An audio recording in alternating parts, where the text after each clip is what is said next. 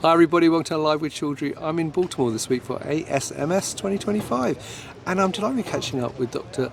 Jennifer Campbell, who's the Chief Scientific Officer at Matterworks, and I'm also delighted to meet for the first time Niall, who's the Chief Technology Officer at Matterworks. And actually, Jen and I actually did an interview at PickCon in Boston, so we're catching up. So it's lovely to see you both. First of all, before we talk about Matterworks and what you're doing here this week, how are you both? I'm doing great. This is I don't know what number ASMS, but certainly the first one was in the last millennia. So it's great catching up with new friends, and it's also really exciting to tell them about my latest work. Fantastic. And it's my first ASMS, and I'm really happy to be here and looking forward to a great week. Brilliant. Now, my first question for you though is, who are Matterworks and what do you do? So Matterworks is a startup, and we are actually an interdisciplinary company that brings the best of AI to mass spectrometry. Right. Anything to add to that, Niall? I think that sums it up pretty well. Right. Okay. Well, let's talk about mass spec in general, because we are obviously here at ASMS. So, what's challenges specific to mass spec does your technology solve that others in machine learning and analytical chemistry space have struggled to deal with? I think it's kind of widely acknowledged that data analysis hasn't really kept up with instrument capabilities. Right. Every year there's more and more data coming from instruments that do more sensitivity at higher resolution faster. And data analysis yet is taking longer and longer. And so what we do is apply AI to this, and very specifically we take mass spec, and instead of parsing it into features, we actually embed it as and this is where I'll get Niall's help, as embed it using AI so that we have a technology that looks at the whole spectra. I'll let Niall elaborate a little bit.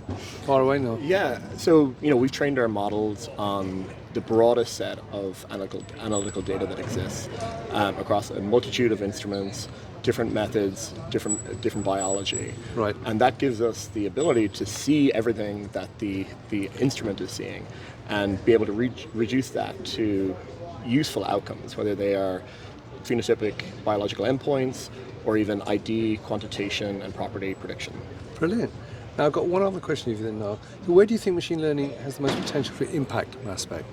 Yeah, so I look at that a little bit differently. We believe that mass spec should be the go-to data modality for understanding biology. Right. And for that to be realized, it really is a necessity to apply machine learning.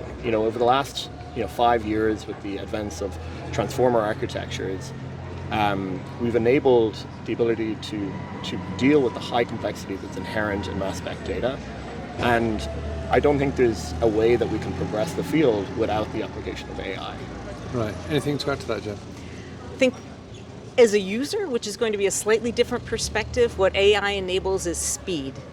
You take the raw spectra, you upload it, and you get to your answer super fast. And it's almost like magic if you're in mass spec to just go spectra in, IDs and quant out, or, as Niall was alluding to, chemical properties out, biology differentiation between phenotypes out. It is really incredibly powerful and fast. Right, well that actually leads really nice to my next question, which is what implications does this have in terms of accelerating research?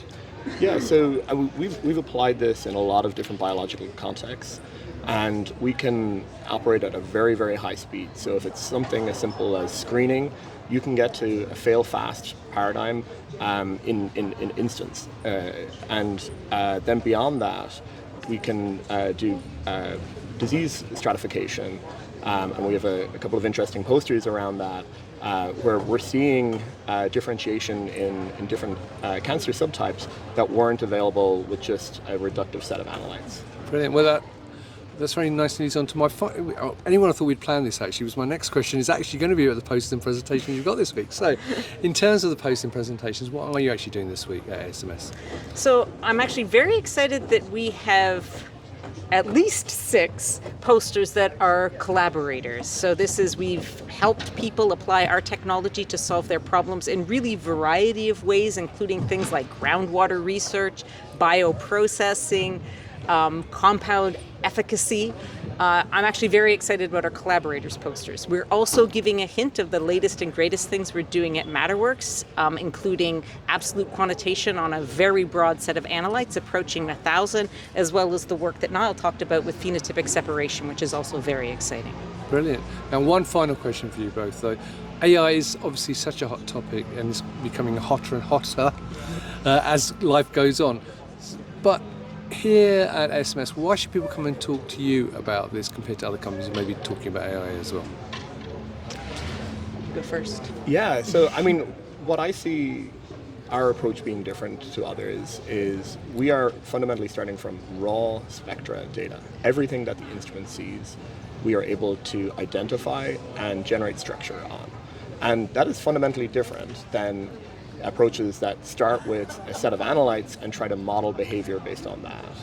And when we looked at some of the work that Jen did, there was uncharacterized about 5 times more uncharacterized metabolites in a given sample than that was readily available in the regular databases and IDs that exist out there. And that's what's really exciting for us, is that we're actually starting to characterize a lot of the unseen analytes that were previously overlooked.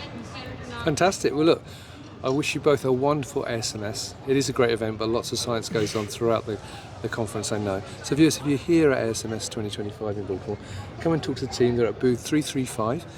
If you can't do that, though, then please make sure to follow them on LinkedIn, go to their website, and you can meet them at many other events throughout the year here in Europe and North America. So thanks a lot for your time. Viewers, thank you for watching, and until next time, stay well and stay safe. Bye-bye. Thank you. Bye. Thank you.